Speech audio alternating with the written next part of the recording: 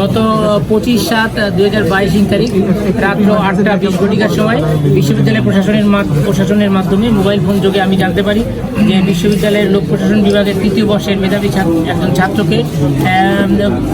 বুলবুল আহমেদকে বিশ্ববিদ্যালয়ের ভেতরে গাজী কালু টিলার ওখানে অজ্ঞাতনামা দুষ্কৃতীরা ছুরিকাঘাত করে ফেলে রেখে গিয়েছে। পরবর্তীতে তাদের অন্যান্য সহপাঠীরা তাকে উদ্ধার করে ওসমানী মেডিকেল কলেজে নিয়ে গিয়েছে। তাৎক্ষণিকভাবে আমি ওসমানী মেডিকেল কলেজে ছুটে যাই এবং সেখানে ভিকটিমের শরীরে বিভিন্ন আঘাত দেখি এবং ভিকটিমকে কর্তব্যরত চিকিৎসক মৃত বলে ঘোষণা করেন।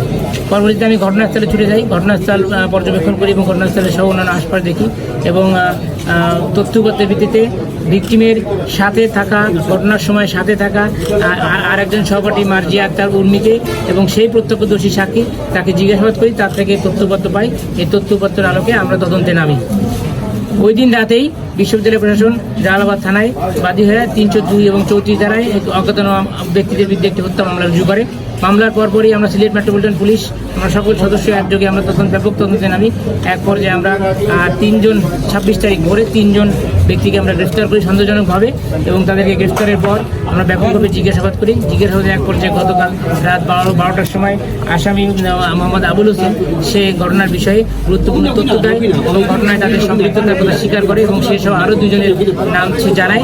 এক পর্যায়ে আমরা আবুল হোসেনকে থানায় রেখে আমরা তদন্তে নামি এবং আসামি গ্রেফতারের অভিযান পরিচালনা করি এবং রাত 3:30টার দিকে আমরা আসামি কামরুল ইসলামকে আমরা গ্রেফতার করতে সক্ষম হই এবং সকাল 7টার সময় আসামি হাসান নামে আরেকজনকে আমরা গ্রেফতার করি। তাদেরকে ব্যাপক জিজ্ঞাসাবাদের পর্যায়ে কামরুল ইসলাম হত্যাকাণ্ডের ঘটনা এবং আবুল হাসান হত্যাকাণ্ডের ঘটনা স্বীকার করে এবং ঘটনায় ব্যবহৃত ছুরি এবং মোবাইলের বিষয়ে আমরা ব্যাপক জিজ্ঞাসাবাদে কামরুল ইসলাম তার কোথায় আছে জানায়। পরে তাকে নিয়ে আমরা বিশ্ববিদ্যালয়ের টিলারগাঁও এলাকা অর্থাৎ গাজী কালু টিলার পার্শ্ববর্তী বিশ্ববিদ্যালয়ের প্রাচীর লাগোয়া কামরুল ইসলামের বাড়িতে যাই।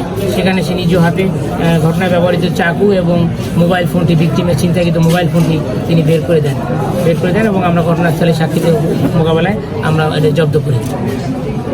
তো ঘটনাটিকে আমরা একটি নিছক ছিনতাইয়ের ঘটনা হিসেবে আমরা এই পর্যন্ত তদন্তে পেয়েছি। এছাড়া অন্য এই পর্যন্ত ছিল আমাদের তদন্তের সর্বশেষ পরিস্থিতি।